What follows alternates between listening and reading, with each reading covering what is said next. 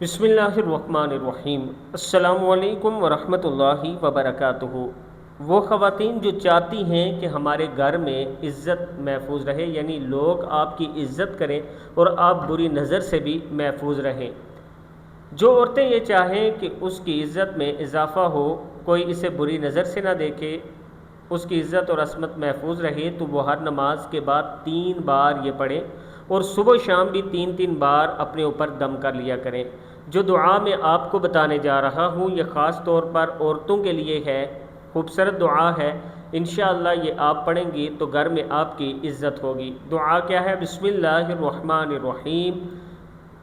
सुबहान रब्बिका रब्बिल इज़्ज़ति अम्मा यसिफून 180 मरतबा, वस्सलामुन अलल मुरसलीन 181 मरतबा, वल्हम्दुलिल्लाहि रब्बिल आलमीन 182 मरतबा, यानी 82 मरतबा।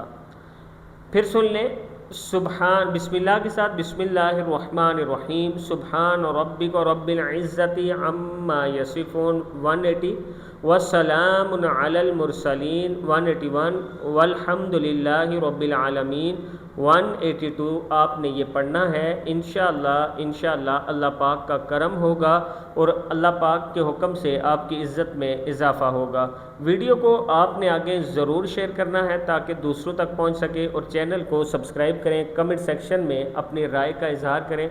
अगर आपको कोई मसला है तो आप कमेंट सेक्शन में बता सकती हैं। इंशाअल्लाह मैं आपको अमल बताऊंगा, वो करें, अल्लाह पाक बेहतरी फरमाएगा। अस्सलामु अलैकुम वरहमतुल्लाहि वबरकातुहू।